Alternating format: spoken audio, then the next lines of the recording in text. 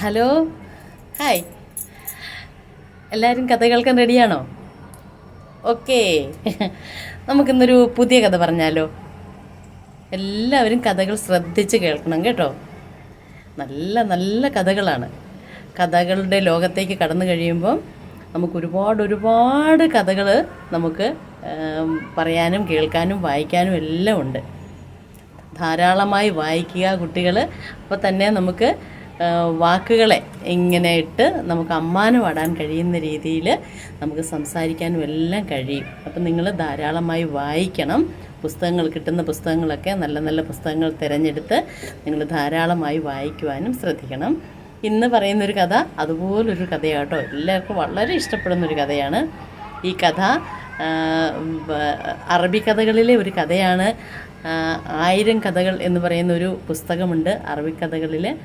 അത് ഈ കഥ സിനിമ വരെ ആയിട്ടുമുണ്ട് കേട്ടോ. അലാവുദ്ദീനും അത്ഭുത വിളക്കും കേട്ടിട്ടുണ്ടോ? കുറേ പേരൊക്കെ കേട്ടിട്ടുണ്ടാവും അല്ലേ? ഇത് കുട്ടികൾക്ക് മാത്രമല്ല മുതിർന്ന ആളുകൾക്കും ഇഷ്ടപ്പെടുന്ന കഥയാണ്. ഈ കഥ കുട്ടികൾക്ക് പറഞ്ഞു കൊടുക്കാനും വളരെ രസമുള്ള കഥയാണ്. എന്തായാലും ഒരു കാര്യം ഉറപ്പാണ്, ഈ കഥ തീരുമ്പോഴേക്കും കുഞ്ഞുങ്ങൾ ഉറങ്ങിയിരിക്കും. അത്രയും ശ്രദ്ധയോടുകൂടി കുഞ്ഞുങ്ങൾ കേൾക്കും. ഞാൻ ആദ്യം ഒന്ന് പറഞ്ഞിട്ടുണ്ടല്ലേ, എന്തിനാണ് നമ്മൾ കഥകൾ പറഞ്ഞു കൊടുക്കുന്നത്?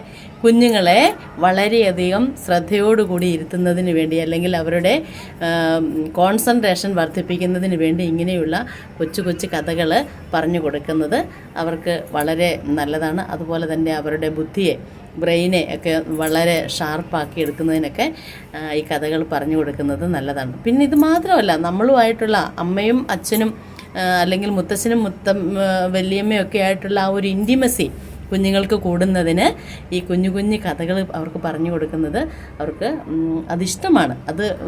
അതിൻ്റെ അകത്തൊരു വലിയൊരു കെമിസ്ട്രി വർക്ക് ചെയ്യുന്നുണ്ട് കേട്ടോ. അപ്പം നിങ്ങൾ വലിയവരും ഈ കഥകൾ കേട്ടിട്ട്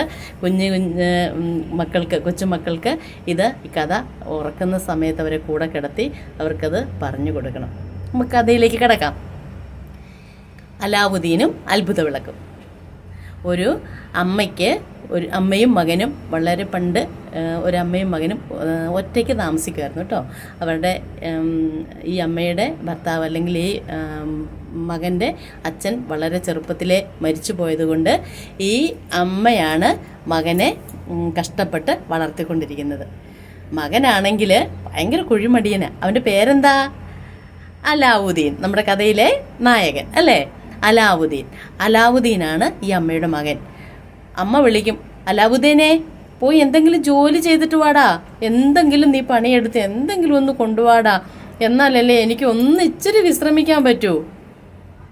അവൻ പറയും, ഇല്ല. നമ്മുടെ വാവ പറയത്തില്ലേ, ഇല്ല. അലാവുദ്ദീനും പറയും, ഞാൻ പറ്റത്തില്ല, എന്നെ കൊണ്ടൊന്നും പറ്റത്തില്ല, ഞാൻ പോകത്തില്ല. നിങ്ങളും പറയുമല്ലേ അമ്മ എന്തെങ്കിലും പറയുമ്പോൾ എന്നെ കൊണ്ടൊന്നും പറ്റത്തില്ലെന്ന്? ഇനി അങ്ങനെ പറയരുത് കേട്ടോ.